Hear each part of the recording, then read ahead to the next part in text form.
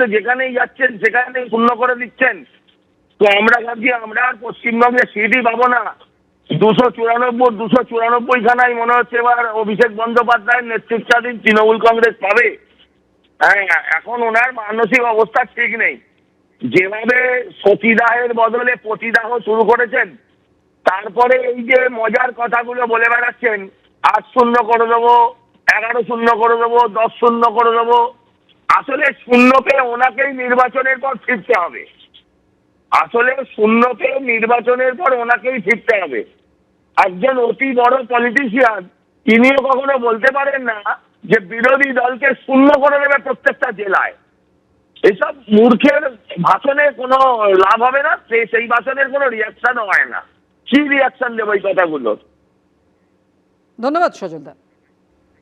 আপনারা জানেন জেলায় জেলায় রোড শো করছেন অভিষেক বন্দ্যোপাধ্যায়। নদিয়া থেকেও 8-0 করার ডাক দিয়েছেন অভিষেক বন্দ্যোপাধ্যায়।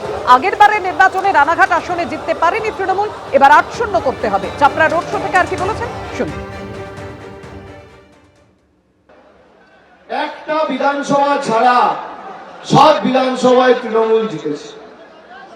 রানাঘাটে আমাদের প্রত্যাশিত বা আশানুরূপ ফল হয়নি। আমি আজ থেকে 10 দিন আগে তেহরপুরে গিয়ে মিটিং করে এসেছি, যে স্বতঃস্ফূর্ততা লক্ষ্য করেছি, রানাঘাট সবুজময় হয়ে গেছে।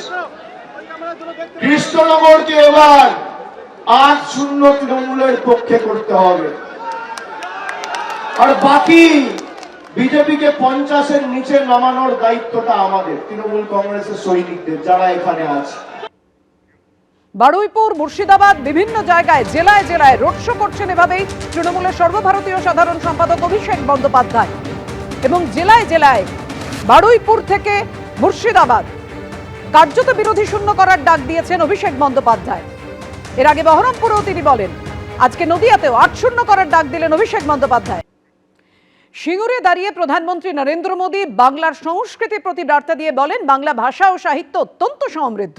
বিজেপির উদ্যোগেই বাংলাকে ধ্রুপদী ভাষার স্বীকৃতি দেওয়া হয়েছে। বিজেপি সরকারের প্রচেষ্টায় দুর্গাপুজো ইউনেস্কোর হেরিটেজ স্বীকৃতি পেয়েছে। সিঙ্গুরের সভা থেকে আর কি বলেছেন প্রধানমন্ত্রী দেখুন। भाषा और साहित्य बहुत ही समृद्ध है, लेकिन बांग्ला भाषा को क्लासिकल लैंग्वेज का दर्जा भी तब मिला जब आपने मुझे आशीर्वाद दिया, बीजेपी की दिल्ली में सरकार बनाई। इससे बांग्ला भाषा में रिसर्च को बल मिलेगा। साथियों, बीजेपी के सरकार के प्रयासों से ही दुर्गा पूजा को यूनेस्को ने कल्चरल हेरिटेज का दर्जा दिया है। ये टीएमसी वाले दिल्ली में सोनिया जी की सरकार में भागीदार थे, क्या तब ये सब काम नहीं करा सकते थे क्या? क्यों नहीं किए? ये मोदी है जिसको बंगाल के लिए इतना प्यार है, समर्पण है, तब होता है। পরিবর্তন সংকল্প ছলা সভা ছিল সিঙ্গুরে। সেখান থেকে প্রধানমন্ত্রী নরেন্দ্র মোদী বলেন, পশ্চিমবঙ্গকে কি এভাবে সাজা দিতে পারে তৃণমূল সরকার? গরিবদের উন্নয়নে বাধা দিচ্ছে তৃণমূল সরকার। ভোটাররা এখন জেগে উঠেছেন, তৃণমূল সাজা পাবে। দিল্লি তো এমন সরকার ছিল, কেন্দ্রের প্রকল্প লাগু করতে দিত না। দিল্লিবাসী সেই সরকারকে ক্ষমতাচ্যুত করেছে। দেখুন প্রধানমন্ত্রী। क्या ऐसी टीएमसी सरकार को, बंगाल को सजा देनी चाहिए कि नहीं देनी चाहिए? ये टीएमसी को सजा मिलनी चाहिए कि नहीं मिलनी चाहिए? साथियों, देश में जो भी सरकारें विकास को रोकती हैं, गरीब कल्याण के काम में रुकावट डालती है, देश का मतदाता अब जान चुका है देश का मतदाता जाग चुका है।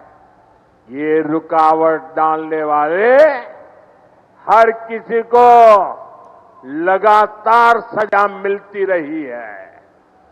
दिल्ली और अब दिल्ली में आयुष्मान योजना से गरीबों को मुफ्त इलाज हो रहा है।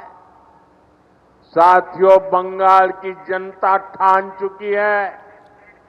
यहां के लोग टीएमसी की निर्मम सरकार को सबक सिखाने वाले हैं, ताकि यहां भी बीजेपी सरकार बने। एबीपी आनंद एगिए थाके एगिए राखे।